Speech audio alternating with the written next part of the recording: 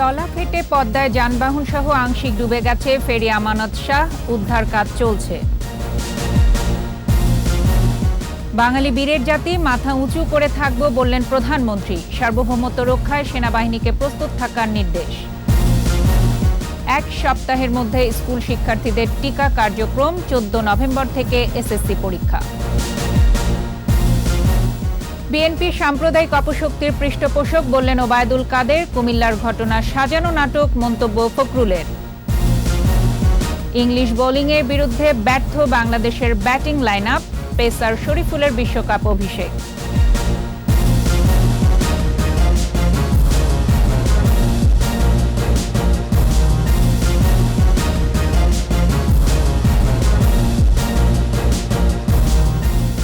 শুনছিলেন first security ইসলামী bank limited সংবাদ শিরোনাম। সন্ধ্যা 7টার 21 সংবাদে প্রত্যেককে আমন্ত্রণ জানাচ্ছি আমি ফারজানা আখি। দর্শক, 21 টেলিভিশনের সংবাদ একই সাথে সরাসরি দেখতে পাবেন আমাদের ফেসবুক পেজ www.facebook.com/2124 অনলাইনে। এছাড়া সংবাদে আরও থাকছে: গরিবের আইনজীবী খ্যাত বাসেত মজুমদার আর নেই, সুপ্রিম কোর্ট প্রাঙ্গণে জানাজা।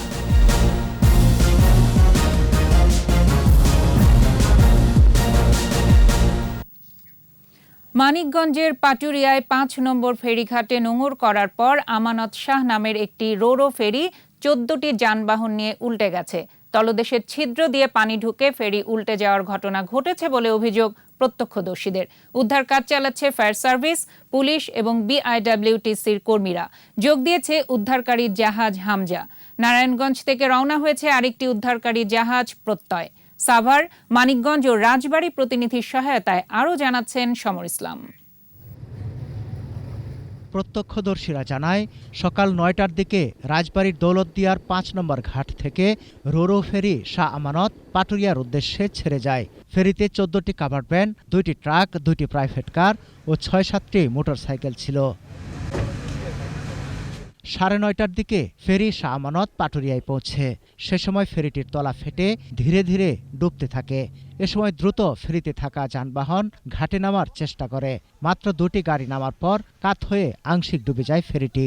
সে সময় গাড়ির চালক সহ অনেককে সাঁতরে পারে উঠতে দেখা যায়। যখন ফেরিটা ঘাটে লাগাবে তখন কয়েকজন ওদেরই লোকজন বলতেছে ফেরিতে পানি ঢুকছে, তাড়াতাড়ি দড়ি দাও, রশি দাও, এরকম বলছে। তখন আমি তাকিয়ে দেখি ফেরিটা আস্তে আস্তে কায়েত হচ্ছে। আস্তে আস্তে আসি আর কালে কায়েত হয়, পরে আমরা নাইমে আস্তে আস্তে আল্লাহ বিল্লাহ করা ধরলাম। তারপরে পারে যখন চাপলো তখন আমার গাড়িটা তলিয়ে গেল। ডুবে যাওয়া ফেরিতে থাকা গাড়িগুলো পানিতে ডুবে যায়। এ সময় কয়েকটি পণ্যবাহী ট্রাক ভাসতে থাকে। বাস নাই, হালকা কোনো গাড়ি নেই। অতিরিক্ত টাক ওঠানোর কারণে, লুট বেশি নেওয়ার কারণে এই দুর্ঘটনার ক্ষতিটা হয়েছে। বিআইডব্লিউটিসি জানায়, দুর্ঘটনার পর থেকে উদ্ধার অভিযান শুরু করে ফায়ার সার্ভিস, পুলিশ, নৌবাহিনী ও বিআইডব্লিউটিসির কর্মীরা। পরে যোগ দেয় উদ্ধারকারী নৌযান হামজা। 17টা এই ট্রাক, ছোট ছোট গাড়ি, মাইক্রোবাস বলে, হোন্ডা আছে, এগুলো আছে। অলরেডি 2টা তারা তো ওই সময় নামতে পারছিলেন। এখানে কোনো জীবিত বা আহত কোনো লোক আছে কিনা সেটা অনুসন্ধান করা, জীবিত মৃত। আমরা কাভার্ড ভ্যানের যে সম্মুখ অংশ, এখানে ড্রাইভার থাকেন, পাশে উপবিষ্ট হেল্পার থাকেন, এই অংশটুকু আমরা সার্চ করতেছি। আমাদের আবার ফেরির ভিতরে যদি কেউ থেকে থাকেন তা আমরা অনুসন্ধান কাজ চালিয়ে যাচ্ছি। দুর্ঘটনার পরপরই 15 থেকে 16 জনকে আহত অবস্থায় উদ্ধার করা হয়। সমর ইসলাম, 21 টেলিভিশন। সার্বভৌমত্ব রক্ষাসহ জাতীয় প্রয়োজনে সর্বোচ্চ ত্যাগ স্বীকারে প্রস্তুত থাকতে বাংলাদেশ সেনাবাহিনীকে নির্দেশনা দিয়েছেন প্রধানমন্ত্রী শেখ হাসিনা। সেনাবাহিনীর 10টি ইউনিট ও প্রতিষ্ঠানকে জাতীয় পতাকা প্রদান অনুষ্ঠানে প্রধানমন্ত্রী বলেন, রণকৌশল সহ আধুনিক প্রযুক্তিতে এই বাহিনী এখন অনেক শক্তিশালী। জাতীয় নানা ইস্যুতে সেনাবাহিনীর ভূমিকার ভূয়সী প্রশংসা করেন প্রধানমন্ত্রী। প্রণব চক্রবর্তী রিপোর্ট। বাংলাদেশ সেনাবাহিনীর মুজিব রেজিমেন্ট ও রওশনারা রেজিমেন্টকে নতুন পতাকা হস্তান্তর ও সেনাবাহিনীর 10টি ইউনিটকে ন্যাশনাল স্ট্যান্ডার্ড প্রদান অনুষ্ঠান। সুসজ্জিত এই অনুষ্ঠানে গণভবন থেকে ভিডিও কনফারেন্সে যুক্ত হন প্রধানমন্ত্রী শেখ হাসিনা। চট্টগ্রামের আর্টিলারি সেন্টার অ্যান্ড স্কুলে পতাকা তুলে দেন সেনাবাহিনী প্রধান জেনারেল SM শফিউদ্দিন আহমেদ।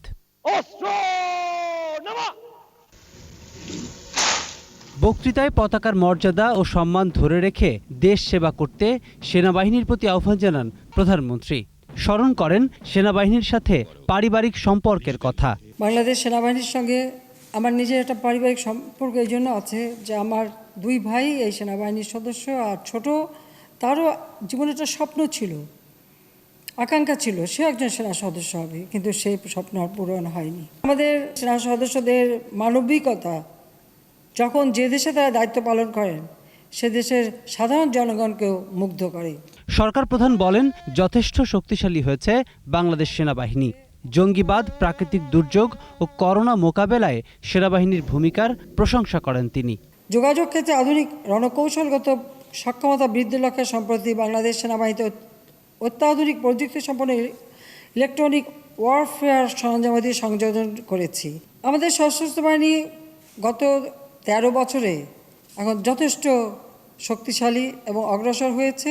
দেশের প্রয়োজনে সেনা সদস্যদের সর্বোচ্চ ত্যাগ স্বীকারে প্রস্তুত থাকার নির্দেশনাও দেন প্রধানমন্ত্রী। আমি বিশ্বাস করি বাংলাদেশের সার্বভৌমত্ব রক্ষা সহ জাতীয় যে কোনো প্রয়োজনে বাংলাদেশ সেনাবাহিনী সর্বোচ্চ ত্যাগ স্বীকারের সদা প্রস্তুত থাকবে।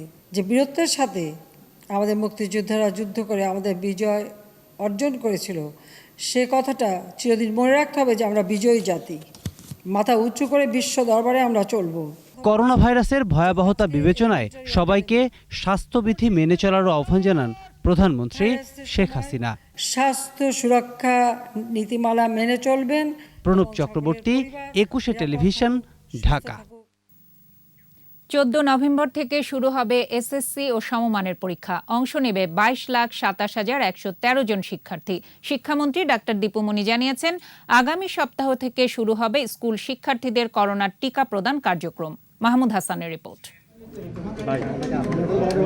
সচিবালয়ে 2021 সালের এসএসসি ও দাখিল পরীক্ষা নিয়ে সংবাদ সম্মেলনে আসেন শিক্ষামন্ত্রী ডাক্তার দীপুমনি। এবার এসএসসি ও সমমান পরীক্ষার তারিখ নিয়ে কথা বলেন শিক্ষামন্ত্রী।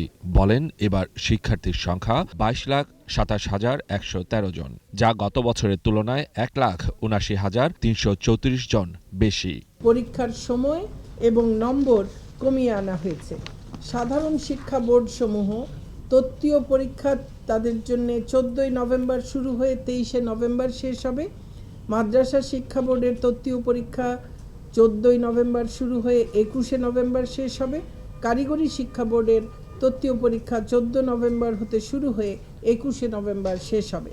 পরীক্ষা শুরুর আগেই অগ্রাধিকার ভিত্তিতে শিক্ষার্থীরা করোনার টিকা পাবে বলেও জানান শিক্ষামন্ত্রী। যেভাবে এখন পর্যন্ত পরিকল্পনা হয়েছে, যদি এর মধ্যে আবার পরিবর্তন না হয় তাহলে হয়তোবা একই দিনে এক স্কুলের প্রায় সকলেই দেয়া হয়ে যাবে।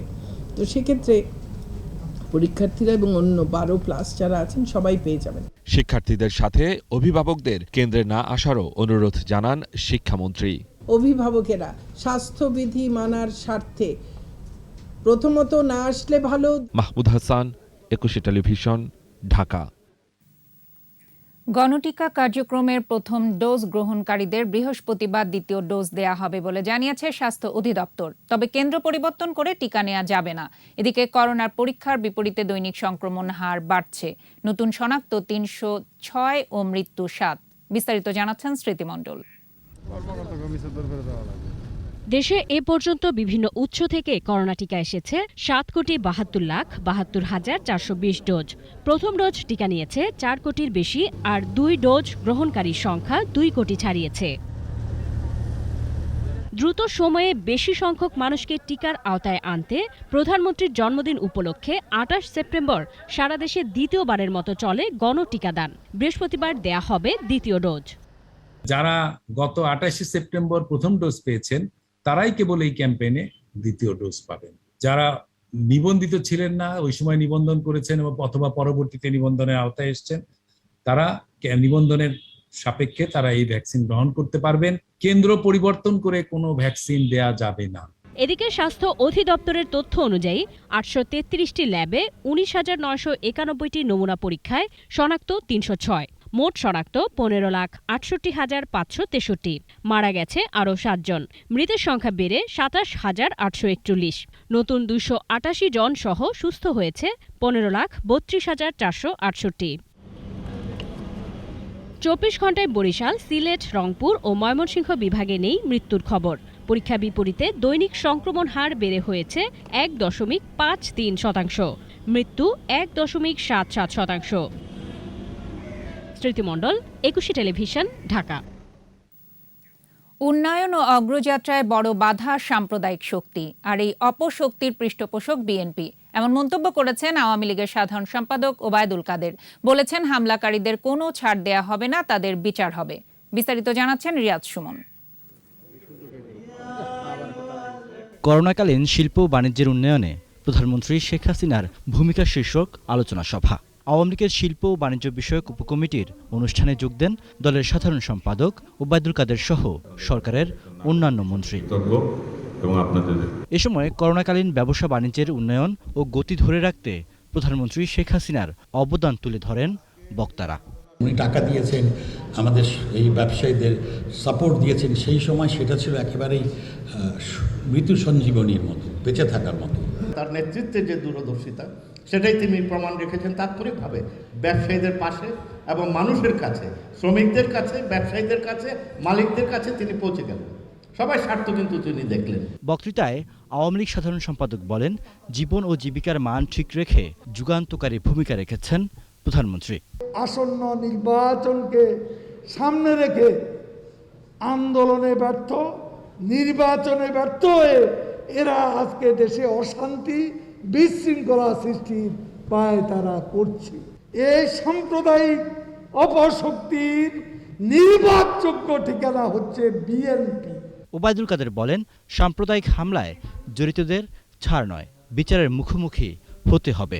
এদের বিচার হবে, দৃষ্টান্তমূলক শাস্তি দেওয়া হবে যারা সাম্প্রদায়িক সম্প্রীতি নষ্ট করতে এতগুলো পূজা মণ্ডপে হামলা চালিয়েছে, হিন্দুদের ঘর বাড়িতে হামলা করেছে, এদের রেহাই দেওয়া। ব্যবসা বাণিজ্যের গতি ধরে রাখতে সাম্প্রদায়িকতার মূলোৎপাটন করতে হবে। এর জন্য সবার সহযোগিতাও চান ওবায়দুল কাদের। এই সাম্প্রদায়িক অপশক্তি আমাদের উন্নয়নের শত্রু। রিয়াজ সুমন, একুশে টেলিভিশন, ঢাকা। কুমিল্লার ঘটনা এবং কথিত অভিযুক্ত ইকবালকে আটক সরকারের সাজানো নাটক বলে মন্তব্য করেছেন বিএনপির মহাসচিব মির্জা ফখরুল ইসলাম আলমগীর। নয়াপল্টনে দলের কেন্দ্রীয় কার্যালয়ে সংবাদ সম্মেলনে মির্জা ফখরুল ইসলাম আলমগীর বলেন, আগামী নির্বাচনকে কেন্দ্র করে এরই মধ্যে সরকার বিএনপির নেতাকর্মীদের গ্রেপ্তার শুরু করেছে। সারা দেশে সাম্প্রদায়িক হামলা আওয়ামী লীগের কোন দলের কারণে হয়েছে বলে অভিযোগ করেন বিএনপির মহাসচিব। সরকার সাম্প্রদায়িক সহিংসতা বন্ধে ব্যর্থ হয়েছে বলেও জানান বিএনপির এই নেতা।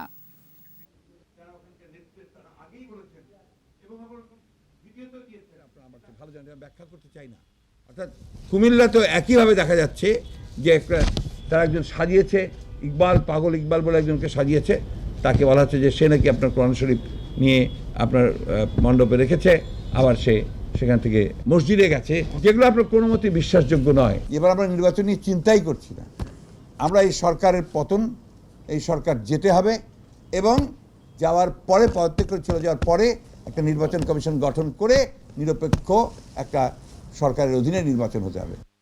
সময় হলো বিরতির। যখন ফিরছি তখন অন্যান্য খবরের সঙ্গে আরো যা থাকবে। চৌমুহনীতে সহিংসতা মামলায় আরো ৮ জনের বিভিন্ন মেয়াদের রিমান্ড। মধুপুরগড়ে শাল গাছ কেটে বন উজাড়, প্রভাবশালীদের দখলে ৩৯,০০০ একর ভূমি।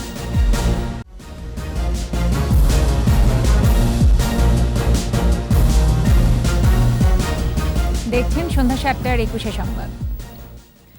নোয়াখালীর চৌমুহনীতে সহিংসতা মামলায় গ্রেপ্তার আরও ৮ জনকে বিভিন্ন মেয়াদে রিমান্ডে নেওয়া হয়েছে। এ নিয়ে ১১ জনকে রিমান্ডে নেওয়া হলো।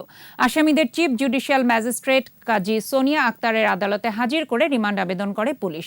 শুনানি শেষে বেগমগঞ্জ থানার মামলার আসামি ইলিয়াস ও মনির হোসেন হৃদয় ৪ দিন, নূর মোহাম্মদ ২ দিন, বেলাল হোসেন সুমন ১ দিন, অপর মামলার আসামি বেলাল হোসেন ৩ দিন, হুমায়ুন কবির সুজন এবং কামাল হোসেনকে ২ দিন করে রিমান্ড মঞ্জুর করেন আদালত।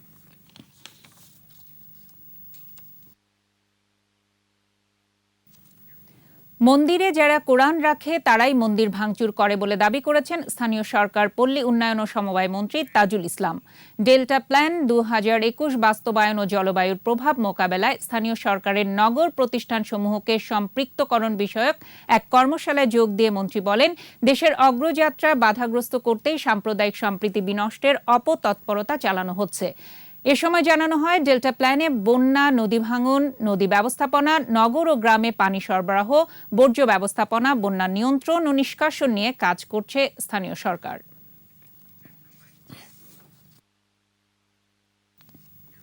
চলতি বছরই পরীক্ষামূলকভাবে 5G ইন্টারনেট চালু করা হবে বলে জানিয়েছেন ডাক ও টেলিযোগাযোগ মন্ত্রী মোস্তফা জব্বার। সচিবালয়ে বাংলাদেশ সেক্রেটারিয়েট রিপোর্টার্স ফোরামের সংলাপে অংশ নিয়ে মন্ত্রী বলেন, 2022 সালের মধ্যে বাংলাদেশের সব মোবাইল অপারেটর 5G সম্প্রসারণ করবে। ফেসবুকের মাধ্যমে সহিংসতা ছড়ানোর বিষয়ে মন্ত্রী বলেন, ডিজিটাল নিরাপত্তা আইন কিছু ক্ষেত্রে অপব্যবহার হচ্ছে। আইন শৃঙ্খলা রক্ষাকারী বাহিনী এই আইনের অপব্যবহার রোধ করতে পারে বলেও জানান মন্ত্রী। এই যে আমাদের স্বাধীনতার সুবর্ণ আমাদের মুজিব শতবর্ষ, তার মধ্যে আমরা 5G পরীক্ষামূলকভাবে চালু করব। 2022 সালে আমরা এর সম্প্রসারণ করব। চট্টগ্রামের বহদ্দারহাট ফ্লাইওভারের একটি র্যাম্পের দুটি পিলারে ফাটল নয়, যা দেখা যাচ্ছে ফলস কাস্টিং, জানিয়েছে প্রকল্প পরিচালক মাহফুজুর রহমান। তবে ফ্লাইওভার নির্মাণকারী সংস্থা কর্তৃপক্ষ, চট্টগ্রাম উন্নয়ন কর্তৃপক্ষ এ বিষয়ে এখনও আনুষ্ঠানিক কোনো প্রতিক্রিয়া জানায়নি। প্রকল্প পরিচালক বলছেন, এটা ফলস কাস্টিং এর ক্র্যাক হতে পারে। বিশেষজ্ঞদের মতামতের ভিত্তিতে পরবর্তী ব্যবস্থা নেওয়া হবে। সোমবার রাতে এম.এ. মান্নান ফ্লাইওভারের কালুরঘাটগামী একটি র্যাম্পের পিলারে ফাটল দেখা দেওয়ার পর যান চলাচল বন্ধ করে দেয় পুলিশ।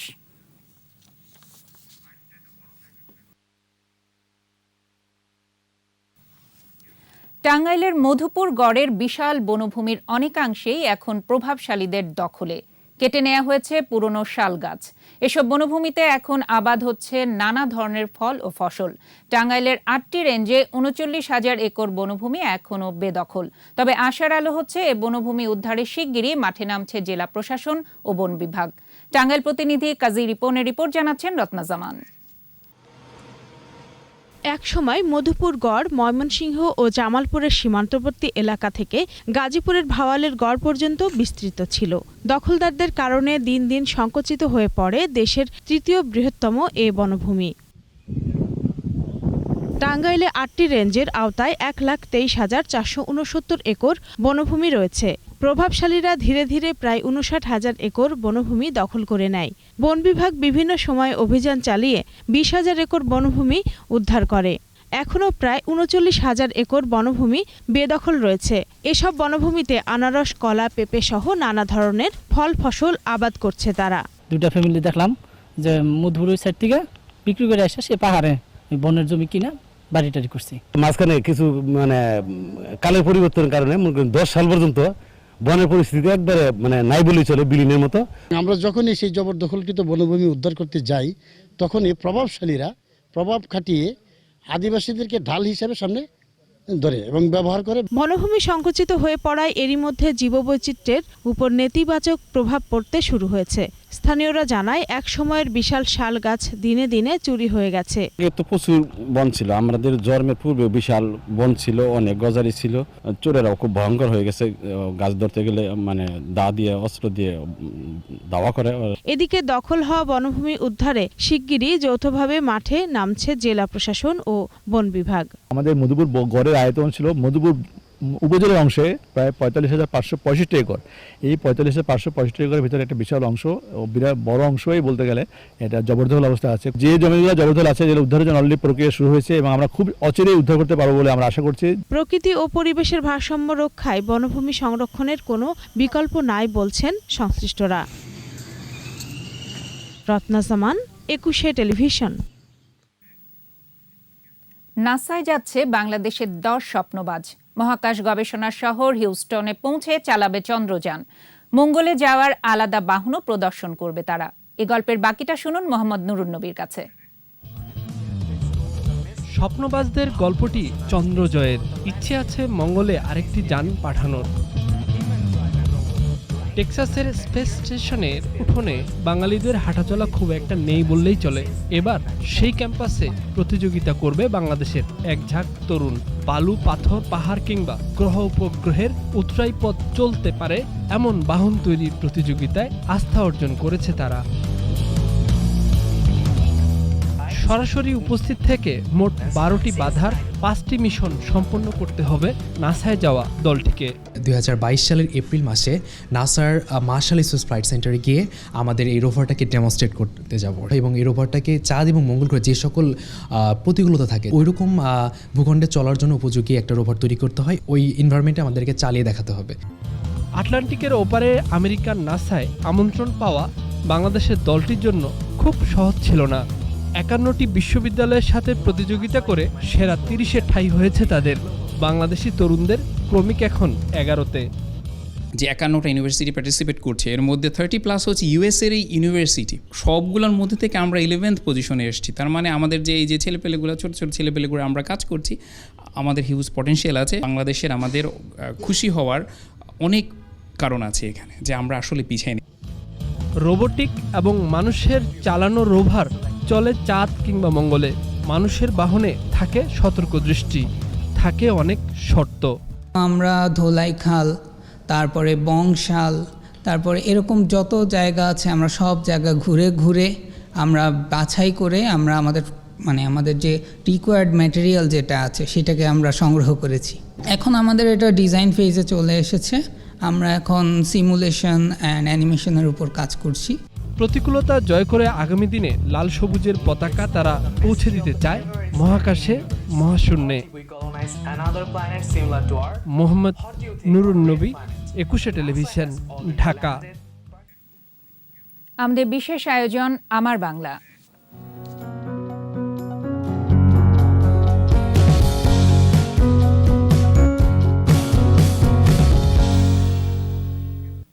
কুয়াকাটা সমুদ্র সৈকত, যা পর্যটকদের কাছে সাগরকন্যা হিসেবে পরিচিত। 28 কিলোমিটারের সুদীর্ঘ নান্দনিক সমুদ্র সৈকত, দক্ষিণ এশিয়ার একমাত্র সৈকত যেখান থেকে সূর্যোদয় এবং সূর্যাস্ত দুটোই দেখা যায়। উত্তাল সমুদ্রের জলরাশি মন ভরিয়ে দেয় পর্যটকদের।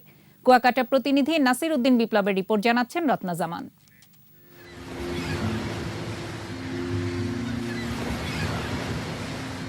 সাগরকন্যা কুয়াকাটা একই স্থানে দাঁড়িয়ে মনোমুগ্ধকর সূর্যোদয় ও সূর্যাস্ত। কৃত্রিমতার কোনো ছাপ নেই এখানে। দেশ বিদেশের অসংখ্য পর্যটন পিপাসুরা বছরের বিভিন্ন ঋতুতে বারবার ছুটে আসে কুয়াকাটায়। রয়েছে গঙ্গামতী লেক আর সবুজ বনবনানী। চরবিজয়ের বালিয়াড়িতে লাল কাঁকড়ার অবাধ বিচরণ। কুয়াকাটার অদূরে মৎস্যবন্দরের হাজার হাজার মাছ ধরা ট্রলারগুলো পর্যটকদের আকর্ষণের কেন্দ্রবিন্দু। এখানে এসে খুবই উপভোগ করছি, সূর্যোদয় এবং সূর্যাস্ত দেখেছি। বিশাল সমুদ্র সৈকত যা আমার মনকে ভরে দিচ্ছে। এটি সনাতন ও বৌদ্ধ সম্প্রদায়ের তীর্থস্থানও। অগণিত ভক্ত এখানে রাস পূর্ণিমা এবং মাঘী পূর্ণিমা উৎসবে উপস্থিত হন। 100 বছরের পুরনো বৌদ্ধ মন্দির, যেখানে সোনা রঙের গৌতম বুদ্ধের মূর্তি এবং দুটি 200 বছরের পুরানো কূপ রয়েছে। কয়েক হাজার একর জমিতে গড়ে তোলা কুয়াকাটা জাতীয় উদ্যান, ইলিশ পার্ক। কুয়াকাটা নামের পেছনে রয়েছে বার্মা থেকে আরাকানদের এদেশে আগমনের সাথে জড়িত ইতিহাস। কুয়া শব্দটি এসেছে কূপ থেকে। ধারণা করা হয় 18 শতকে বার্মা থেকে বিতাড়িত আরাকানরা এই অঞ্চলে বসবাসের সময় প্রচুর কুয়ো বা কূপ খনন করেছিলেন। সেই থেকেই এই অঞ্চলের নামকরণ হয় কুয়াকাটা। স্বপ্নের পায়রা সেতু চালু হয়েছে, সঙ্গে আগামী বছর পদ্মা সেতু চালু হলে সহজ যোগাযোগ ব্যবস্থার কারণে কুয়াকাটায় পর্যটকদের ঢল নামবে। তাই এই পর্যটন কেন্দ্র উন্নয়নের বিকল্প নেই বলছেন সংশ্লিষ্টরা। পদ্মা ব্রিজ হওয়ার পর এখানে যে পর্যটকের ঢল নামবে তাদেরকে অ্যাকোমোডেট করা কিন্তু আমাদের সেই ফেসিলিটিস নেই। এই ফেসিলিটিস অ্যাকোমোডেট করতে হবে। পর্যটকদের সুবিধা বৃদ্ধি না করলে পর্যটকরা খুবই কষ্ট পাবে। স্বপ্নের পায়রা ও পদ্মা সেতু নতুন প্রজন্মের কাছে কুয়াকাটাকে পরিচয় করিয়ে দেবে আবহমান বাংলার স্মারক হিসেবে। রত্না জামান, 21 টেলিভিশন। আবারও বিরতি। যখন ফিরছি তখন অন্যান্য খবরের সঙ্গে আরও যা থাকবে। আড়তে ইলিশের সরবরাহ প্রচুর, নিষেধাজ্ঞার সময়সীমা নিয়ে পাল্টাপাল্টি মত। মালয়েশিয়ায় অবৈধ অভিবাসীদের বৈধ হওয়ার সুযোগ 15 নভেম্বর থেকে খুলছে শ্রমবাজার। সন্ধ্যা 7টার 21 সংবাদে আবারও আমন্ত্রণ। ইউরোপীয় ইউনিয়নের অগ্রাধিকারমূলক বাণিজ্য সুবিধার নতুন কাঠামো বাংলাদেশের রপ্তানিকারকদের চ্যালেঞ্জের মুখে দাঁড় করাতে পারে। তবে মধ্যম আয়ের দেশে উন্নীত হওয়ার পথে এ চ্যালেঞ্জকে মোকাবেলা করেই এগুতে হবে। বাংলাদেশ ও ইউরোপের মধ্যে বিদ্যমান বাণিজ্য পরিস্থিতি নিয়ে ভার্চুয়াল আলোচনা এসব বিষয় উঠে আসে। মেহেদী হাসানের রিপোর্ট।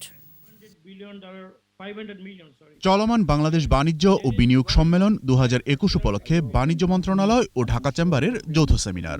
আলোচনা হয় ইউরোপীয় দেশগুলোর সাথে বাংলাদেশের বিদ্যমান বাণিজ্য ও এলডিসি উত্তরণ পরবর্তী সম্ভাব্য চ্যালেঞ্জ এবং তা মোকাবেলার নানা কৌশল নিয়ে। বাংলাদেশের রপ্তানি পণ্যের সবচেয়ে বড় গন্তব্য ইউরোপ। মোট রপ্তানি আয়ের 60% আসে ইউরোপের বাজার থেকে। স্বল্পোন্নত দেশ হিসেবে এ বাজারে অগ্রাধিকারমূলক বাণিজ্য সুবিধা বা জিএসপি পেয়ে থাকে বাংলাদেশ। তবে সম্প্রতি স্বল্পোন্নত দেশগুলোর জন্য জিএসপি সুবিধায় নানা শর্তারোপ সহ কিছু পরিবর্তন আনার প্রস্তাব করেছে ইউরোপীয় কমিশন। পরিবেশ সুরক্ষা, সুশাসন, শ্রম অধিকার ও মানবাধিকারের মতো বিভিন্ন ইস্যুগুলো গুরুত্ব পেয়েছে ওই প্রস্তাবে। দেশের তৈরি পোশাক রপ্তানিকারকদের আশঙ্কা, ইউরোপীয় কমিশনের প্রস্তাবিত শর্তগুলো চূড়ান্ত অনুমোদন পেলে ইউরোপের বাজারে বাংলাদেশের রপ্তানি বাণিজ্য খানিকটা চ্যালেঞ্জে পড়তে পারে। This new EU proposal it imposes more strategic conditions for GSP eligibility and it increases the possibility, of course, of quick withdrawal of preference. It lowers the threshold for EU protective measures. Bangladesh স্বল্পোন্নত দেশের তালিকা থেকে বের হয়ে আসবে আর নানা challenge মোকাবেলা করেই এগিয়ে নিতে হবে বৈদেশিক বাণিজ্য, বলছেন বাণিজ্য মন্ত্রী। Subsidies of incentives now provided may not be there after our graduation. All WTO regulations and international trade laws will become applicable for Bangladesh after we graduate. We are trying to get some additional years, but eventually we will be losing the preferential treatment that we have enjoyed as an LDC. Increase our efficiency and productivity capacity in very important to face these challenges. LDC পরবর্তী সময়ে বাংলাদেশে প্রচুর বিদেশি বিনিয়োগ প্রয়োজন হবে বলেও জানান বাণিজ্য মন্ত্রী। I'm very happy to have joined you. Mehedi Hasan, 21 television, Dhaka. শিল্প খাতে অবদানের জন্য 25 উদ্যোক্তা ও প্রতিষ্ঠানকে বঙ্গবন্ধু শেখ মুজিব শিল্প পুরস্কার দেয়া হচ্ছে। সংবাদ সম্মেলনে শিল্প সচিব জাকিয়া সুলতানা জানান, বৃহৎ, কুটির, হস্ত ও কারুশিল্প সহ ক্ষুদ্র ও মাঝারি শিল্পের অবদানের জন্য এসব ব্যক্তি ও প্রতিষ্ঠানকে সম্মাননা ও নগদ অর্থ দেয়া হবে। শিল্পমন্ত্রী নুরুল মজিদ হুমায়ুন বলেন, করোনার মধ্যে উৎপাদন অব্যাহত থাকায় উন্নয়নের অগ্রযাত্রা ব্যাহত হয়নি। পরিবেশ বান্ধব শিল্প স্থাপন, সৃষ্টিশীল উদ্যোগ সব মিলিয়ে শিল্প খাতে এগিয়ে যাচ্ছে বলেও জানান তিনি। আড়তগুলো এখন ইলিশে সয়লাব, তবে বেশিরভাগ মাছের পেটে ডিম। সংশ্লিষ্টরা বলছেন, এবছর পুজোর আগে নিষেধাজ্ঞা দেয়ায় ডিম ছাড়তে পারেনি মা ইলিশ। তবে মৎস্য বিভাগের দাবি, তাদের গবেষণায় কোনো ভুল নেই। প্রতিনিধিদের সহায়তায় মাসুম আলিসার রিপোর্ট। মা ইলিশে সয়লাব বরিশালের পোর্ট বাজার। জেলে এবং পাইকাররা বলছেন, নিষেধাজ্ঞা যথাসময়ে না দেয়ায় মা ইলিশে সয়লাব বাজার। তাদের দাবি, প্রতি বছর পুজোর পর নিষেধাজ্ঞা দেয়া হয়, কিন্তু এবছর নিষেধাজ্ঞা আগে দেয়ায় ডিম ছাড়তে পারেনি মা ইলিশ। অভিযান যতদিন থেকে শুরু হয়েছে ততদিন থেকেই পুজোর পরেই অভিযানটা শুরু হয়েছিল। এবারও তাই কথা ছিল যে 20 তারিখ থেকে 18 তারিখের মধ্যে অভিযান শুরু হবে, যার কারণেই এখন ইলিশ মাছের পেটে ডিম আছে। তবে এমন দাবি নাকচ করে মৎস্য বিভাগ বলছে, তাদের গবেষণায় কোনো ভুল নেই। আমরা অবজারভেশনে দেখেছি যে প্রায় 50% মা ইলিশ ডিম দিতে পেরেছে নদীতে। আর এই যে সময়টি নির্ধারণ করা হয়েছে সেটা কেন্দ্রীয়ভাবে গবেষণার মাধ্যমে নির্ধারণ করা হয়েছে। এদিকে পটুয়াখালীর পায়রা নদীতে পাওয়া ইলিশের ডিম নেই বলে জানালেন জেলেরা। বড় সাইজের মাছ পাওয়ায় বেশ খুশি তারা। মাছের ডিম ছাড়ছে, এই পাইছি, 2 কুয়া ভবিষ্যৎ আছে। এখন ইলিশ মাছ আগের চাইতে বড় হয়েছে, সাইজটা ভালো, ডিমও ছাড়ছে। অন্যদিকে ভোলার নদ নদীতে এখনো তেমন মিলছে না ইলিশ। জেলা মৎস্য কর্মকর্তা জানান, পূর্ণিমার জোয়ারের পর ইলিশ পাওয়া যেতে পারে। চাঁদপুরে অনেকের জালেই ধরা পড়ছে না কাঙ্ক্ষিত ইলিশ, তবে হতাশ নন জেলেরা। মাসুম আলিসা, 21 টেলিভিশন। সোশ্যাল ইসলামী ব্যাংক লিমিটেড বাণিজ্য সংবাদ।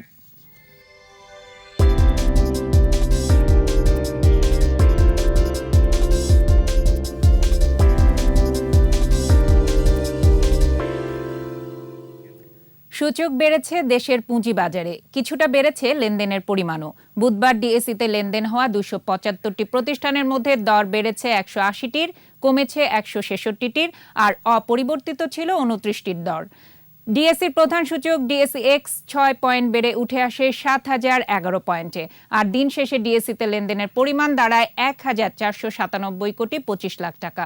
সূচক বেড়েছে অপর স্টক এক্সচেঞ্জ সিএসসিতেও লেনদেন হয়েছে 42 কোটি 92 লাখ টাকার শেয়ার ও মিউচুয়াল ফান্ড। চলে গেলেন গরিবের অ্যাডভোকেট খ্যাত সুপ্রিম কোর্টের জ্যেষ্ঠ আইনজীবী আব্দুল বাসেত মজুমদার।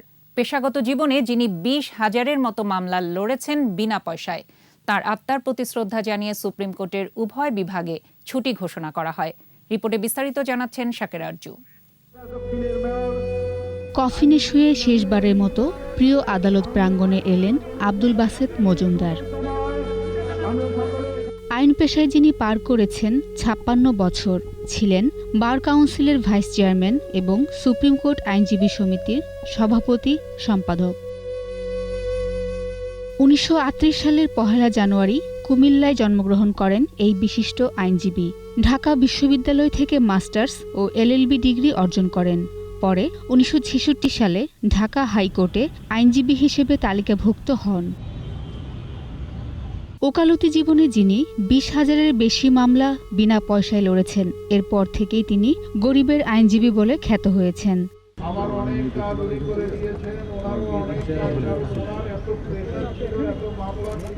আব্দুল বাসেত মজুমদার সাহেবের আত্মার মাগফিরাত কামনা করছি। আমার বাবার জন্য দোয়া করবেন। আমার বাবা যদি কাউকে কখনো দুঃখ দিয়ে থাকে, ওনাকে মাফ করে দেবেন। বুধবার চলে গেলেন না ফেরার দেশে।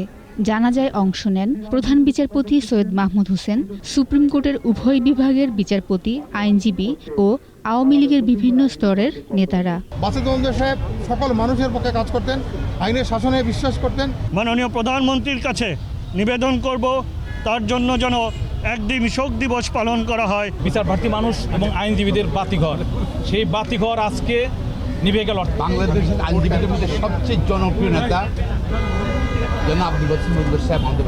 কুমিল্লার লাকসামে পারিবারিক কবরস্থানে দাফন করা হয়েছে এই বিশিষ্ট আইনজীবীকে। শাকের আরজু, 21 টেলিভিশন, ঢাকা। আর এর সাথে শেষ করছি সন্ধ্যা 7টার 21 সংবাদ। তবে যাবার আগে ফার্স্ট সিকিউরিটি ইসলামী ব্যাংক লিমিটেড সংবাদ শিরোনামগুলো জানাচ্ছি আরও একবার। তলা ফেটে পদ্মায় যানবাহন সহ আংশিক ডুবে গেছে ফেরি আমানত শাহ, উদ্ধার কাজ চলছে। বাঙালি বীরের জাতি, মাথা উঁচু করে থাকব বললেন প্রধানমন্ত্রী। সার্বভৌমত্ব রক্ষায় সেনাবাহিনীকে প্রস্তুত থাকার নির্দেশ। এক সপ্তাহের মধ্যে স্কুল শিক্ষার্থীদের টিকা কার্যক্রম, 14 নভেম্বর থেকে এসএসসি পরীক্ষা। বিএনপির সাম্প্রদায়িক অপশক্তির পৃষ্ঠপোষক বললেন ওবায়দুল কাদের। কুমিল্লার ঘটনা সাজানো নাটক, মন্তব্য ফখরুলের।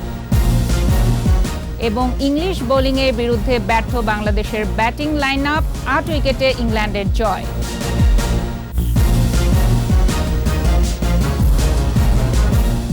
সর্বশেষ খবর জানতে ডায়াল করুন 2021 নম্বরে, আর ভিজিট করুন 21-tv.com এই ওয়েবসাইটে। এছাড়া ফেসবুকে লগ ইন করতে পারেন facebook.com/2124 অনলাইনে।